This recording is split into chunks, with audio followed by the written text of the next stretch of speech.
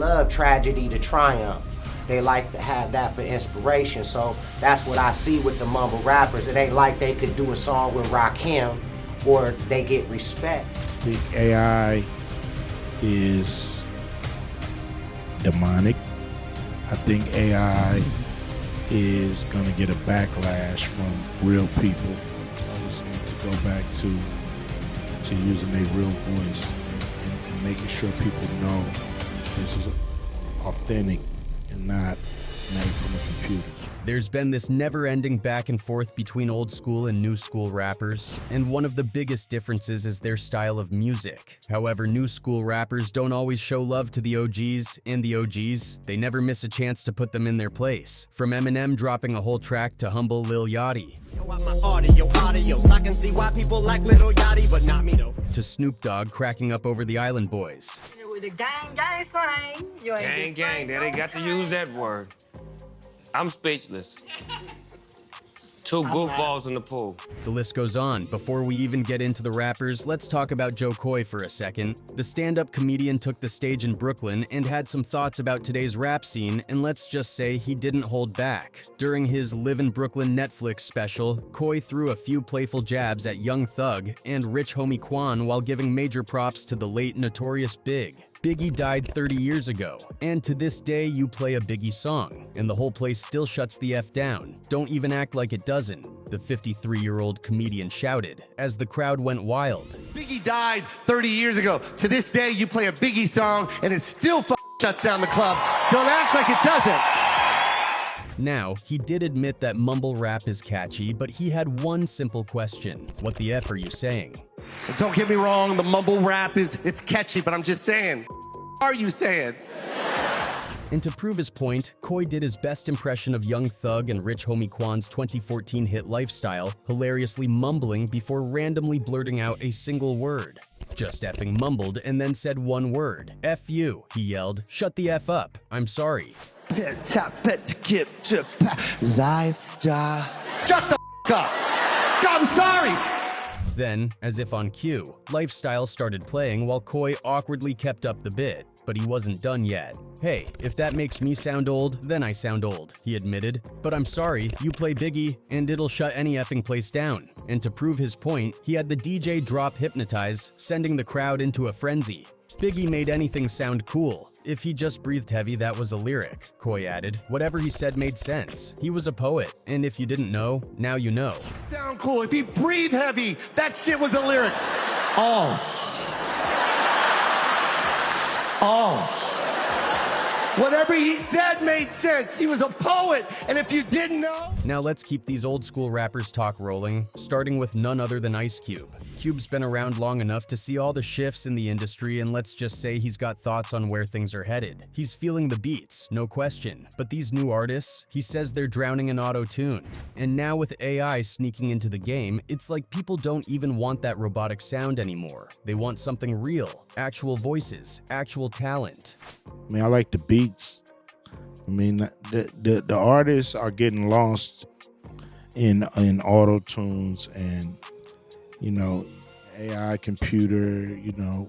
I think people don't want. Cube remembers a time when you could hear a rapper's voice and instantly know who it was. No guessing, no confusion. But now, with all these effects layered on, it's like everyone sounds the same, and that's a problem. He's saying it's time to dial back the auto-tune so artists can actually have their own identity. Cube is not having it with these new rappers. To him, it's straight up demonic, and he's convinced there's going to be a major backlash. Real people want real music, and he thinks artists need to check themselves. Make sure their voices are actually their voices. No machines, no shortcuts, just real artistry. I think AI is demonic. I think AI is going to get a backlash from real people.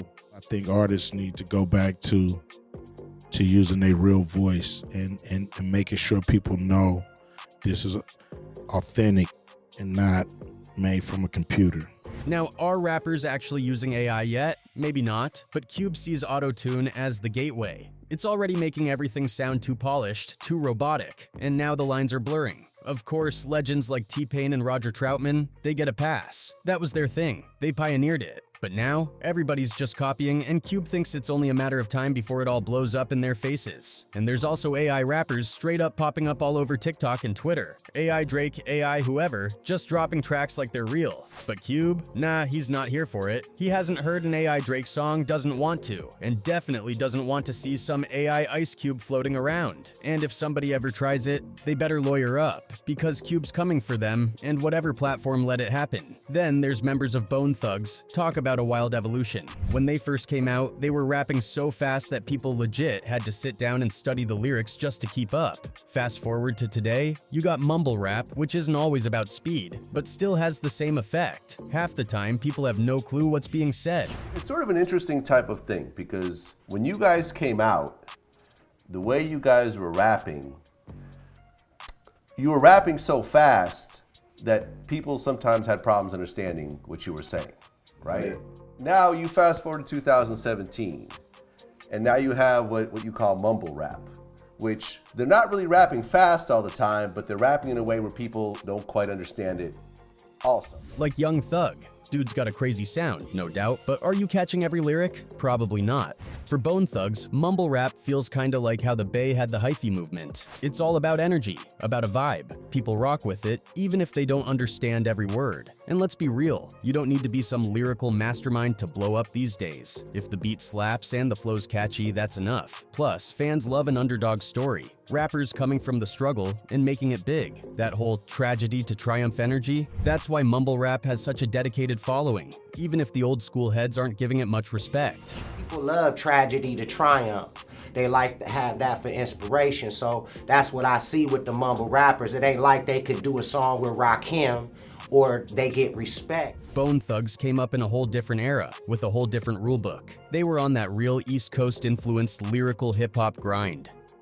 Back then, you needed bars, originality. You had to earn your spot. With us, you know, like Cray always say, he say, man, we was raised as a crew on East Coast rules. You gotta have lyrics, you gotta have content, you can't like nobody supposed to steal you, so on and so forth. Just a solid, grounded East Coast rules, you know. So that's how I believe that we were raised. And when they first dropped, people had no idea where to even place them. They had their own sound, their own lane. And while plenty of folks tried to copy it, not everybody could carry it. Rapping fast is one thing, but doing it across entire projects with substance, that's a whole different skill level. And it took them a minute to study our textbooks and our playbook in order to even come up with this is how it's done in an entire record. And here's the thing, a lot of mumble rap fans, eventually they start craving something deeper. That's when they go looking for artists like Bone Thugs, Eminem, and others who actually have something to say while keeping that same rapid-fire flow. Like, take Eminem. His flows are insane, but if you really listen, there's a message, there's storytelling. Same with Bone Thugs. Songs like If Heaven Had a Cell Phone, they weren't just rapping fast for the sake of it. They were saying something. And yeah, they know people didn't always catch their lyrics on the first listen, that was part of the fun. But real fans, they went back, broke it down, and figured it out. Bone wasn't just flexing speed, they were dropping meaning in every bar. Even today, fans still come up like, yo, what were y'all saying in that verse? It's all love though. And as for rap getting more melodic, man, that's just how the game evolved. When Bone was first trying to break in, it was the opposite. They were rapping and singing at the same time and people straight up didn't know what to do with that. Now, every rapper's got melodies in their hooks, and if they can't sing, autotune's got their back. It's basically a requirement at this point. But Bone,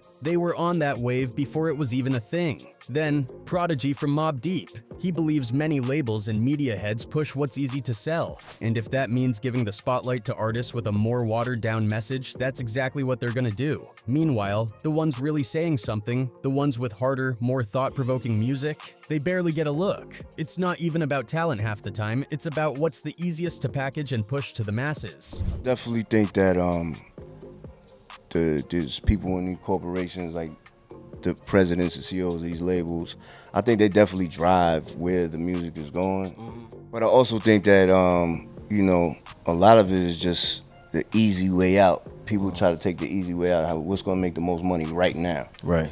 And they take that easy way. All right, well, this style of music is hot. this is what's gonna get you radio. It's not so diabolical like as people think. I think it's people just trying to make money the fastest way possible. Gotcha. So they do this style. And it's not just rap. You see it in entertainment as a whole. The industry picks a certain type, pushes a certain style, and suddenly that's what's hot. But Prodigy knows the game. He knows it's deeper than just trends. It's about control, about keeping people focused on distractions instead of real issues. That's why certain artists get sidelined while others blow up overnight. But sometimes the ones getting all that push don't even know they're part of the system. Take the Island Boys. Two dudes who got famous for doing nothing but making a catchy, ridiculous clip. Snoop and Kevin Hart called them out, had a good laugh at their expense, and of course, the Island Boys didn't take it well. One of them, Fly, started talking tough, saying if Snoop said that to his face, it'd be on sight. Would have said that to me in real life, on sight I would have faded. I would have beat his ass on everything. I swear to God, my life I would have. I swear to God, if I ever see him, it's on sight. Bold words. But Snoop, he wasn't about to waste his time. He just flipped it into a joke, let the fans do the rest, and just like that, Fly backed down and apologized. Hey, my fault. I didn't mean to be mean to Snoop Dogg. I love Snoop Dogg. You know, it's just, he's an inspiration, you know. He kind of put me down with the way how he was talking about me. So, you know, at the end of the day, I am a human being. And if we're talking about rap beefs with mumble rappers and OGs, MGK and Eminem definitely come to mind. MGK made the mistake of tweeting about M's daughter, something that should have been off limits from the jump. He tried to move on, but Eminem doesn't forget. When MGK threw a little jab in a song later on, M fired back with Not Alike, and that was all it took to start one of the wildest rap beefs in years. MGK hit back with Rap Devil, calling M washed up, mocking his career, even throwing shots at his ex-wife. But M wasn't about to let that fly. He came back with Kill Shot and tore MGK apart bar for bar, making it clear who was really running things. Petty who with your corny lines? Slim your roll out, Kelly ooh, but I'm 45 and I'm still out selling you. MGK tried to keep up, but not long after, he switched lanes entirely and went full rock star. I'm the greatest rapper alive since my favorite rapper banned me from Shade 45 or whatever he said, right? Like I'm trying to hinder his career, so I don't give a fuck about your career. And that's the thing. So many of these new rappers, especially the ones caught up in the hype, don't always respect the ones who built the game. They take shots at the legends. But when it comes time to really prove themselves, most of them fold. That's the difference. Lil Xan is a prime example of what happens when you run your mouth without knowing what you're talking about. He had one big hit, Betrayed, but then made headlines for all the wrong reasons when he called Tupac's music boring in an interview. And if that wasn't bad enough, he rated Pac a 2 out of 10 on what he called a clout meter. Born music. Now, for those who don't know, clout is basically just a way to measure influence, but putting Tupac, one of the greatest of all time, at a 2? Yeah, that didn't sit right with anybody. Social media went crazy. Fans, hip-hop heads, even artists from different generations came out of nowhere to roast him. One tweet summed it up perfectly. People shouldn't be shocked about Lil Xan disrespecting Tupac. Y'all gave these kids too much room to talk reckless. Another person clapped back hard. This coming from a rapper named after a drug. Tupac was a poet with university classes studying his lyrics, something you'll never know or have. Realizing he messed up, Xan tried to make amends by performing California Love at one of his shows. But by then, the damage was done. People weren't buying the apology. Then, things got even crazier when he nearly ended up in a shootout at a gas station. Someone recognized him, brought up the Tupac comments, and things got heated. Hey, homie, you a Yeah, that's why, yeah.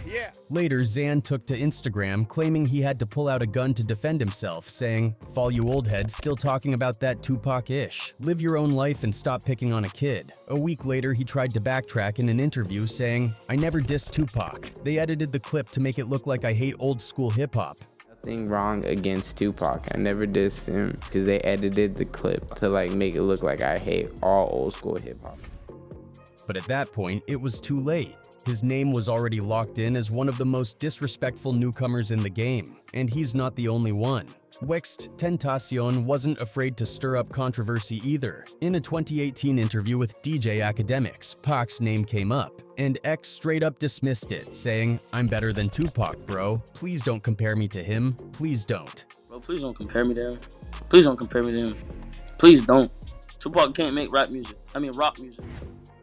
That didn't sit well with fans at all. Social media exploded with people calling him out. One fan tweeted, "I get that music changes, but what these kids don't get is that Tupac was speaking to a whole different generation. No rapper today can compare unless they were around in '96 and lived through that era." Another didn't hold back at all, calling X the most clueless rapper today. Then there's Lil Yachty, who has made it clear that he really doesn't care about old school hip-hop. He went viral for saying he thinks Biggie is overrated, which is basically blasphemy in hip-hop. And if that wasn't enough, he admitted he couldn't even name 5 songs from either Tupac or Biggie.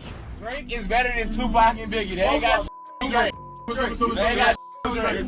They don't have Drake.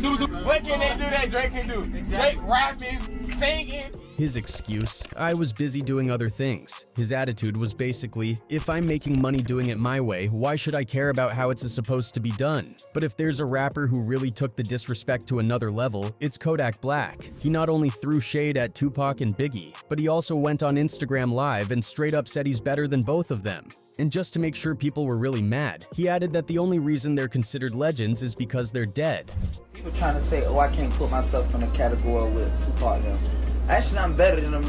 Why? Because I live what I rap about. Them was just like, them just legends, like, cause they died. Yeah, that didn't go over well. Fans dragged him for it, but Kodak didn't seem to care. He kept stirring the pot, even going after Lil Wayne, calling him washed up and irrelevant. Wayne didn't even bother responding, but his daughter, Reginae Carter, wasn't having it. She clapped back, saying Kodak's new album sounded like he was trying to copy her dad's old style. And then there's Offset, who had a backstage run-in with none other than Jay-Z. Now most people see Jay as a billionaire mogul these days, but let's not forget, he's still got that edge from back in the day. In 2018, a video surfaced showing Jay pressing Offset backstage. No audio, but the body language said it all. Jay was walking him down. Beyonce was in the background watching, and Offset. Let's just say he wasn't exactly looking comfortable.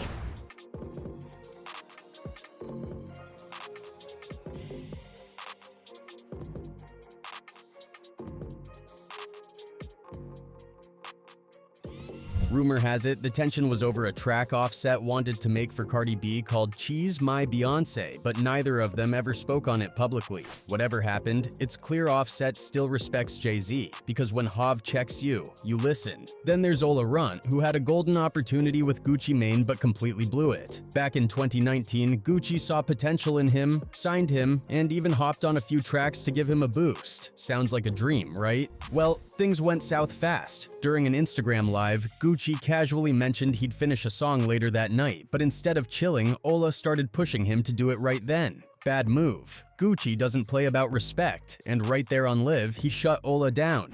Nah, we ain't gonna do all that on Live, man. Man, gonna tell me, hey, run the business, don't try to run my life. What kind of side you gonna that's wrong, man? No, man, hell nah, I wasn't saying like that. You'd think Ola would take the hint, but nope, he kept pressing. Gucci wasn't having it and dropped him from the label. Since then, Ola's career has been pretty quiet, and yeah, going against Gucci. Definitely not the smartest move. This wasn't the first time Gucci had to put someone in their place though. One time at a radio station meet and greet, he was signing autographs when some random guy barged in and started freestyling at full volume, hoping to impress him. It was up all the way, Warren. I ain't talking about my young can't nigga cut their door. Bad idea. Gucci shut him down immediately, telling him nobody wanted to hear his raps. The guy looked crushed, but hey, that's a lesson in reading the room. That's right now. This ain't no freestyle, man. I thought you knew. And it's not just newcomers. Gucci's clashed with rap legends too. Back in 2005, he got into a serious beef with Jay-Z. It all started when Jay-Z put a $10,000 bounty on Gucci's ice cream cone chain, daring someone to snatch it. Things got real when 5 guys showed up at Gucci's house to take the chain, but Gucci wasn't going out like that. A fight broke out, shots were fired, and one of the attackers, Pookie Lock, didn't make it. Gucci turned himself in, claimed self-defense, and walked free. But he didn't just move on. He made sure everyone knew what happened. He dropped a diss track aimed at Jay-Z and Pookie Lock, letting the world know he wasn't backing down. Fast forward to 2020, and during a Versus battle with Jay-Z, Gucci performed Truth, the same diss track, right in Jay-Z's face. And just to drive the point home, he followed it up by saying he was still smoking on Pookie Lock. Cold. I tell you what. Put that in the dirt. I tell you what. Smoking on Pookie Lock tonight. I tell you what. Jay-Z tried to keep it cool, saying they should move past it, but Gucci wasn't having it. He made it clear, if he couldn't perform Truth, there was no Versus. The tension was real. And Jay-Z definitely wasn't expecting Gucci to go that hard. Next, let's talk about Trav, a former G-Unit member who learned the hard way that 50 Cent doesn't play. During a show with Meek Mill, 50 suddenly turned to Trav, said something, and then shoved him away. Stop the music. Hold on. Hey, this is 50 though. The energy shifted instantly. Meek and others on stage quickly stepped in to calm things down, with Meek even calling Trav family. Thankfully, it didn't turn into a full-blown fight, but it was a clear reminder. 50 doesn't tolerate disrespect. Lastly, there was that time 50 was just chilling at dinner with Nicki Nicole when some random rapper ran up on him, upset that 50 wouldn't check out his music. Dude got in his face, squared up and kept pushing, even demanding 50 check his Instagram. Bad move. The whole thing was caught on camera, with the rapper's friend clearly trying to go viral. 50 shut him down quick, making it clear that acting crazy wasn't going to get him anywhere. No punches were thrown, but the clip blew up online. The rapper tried to ride the wave, posting a video challenging 50 to a fight, but let's be real, nobody took him seriously.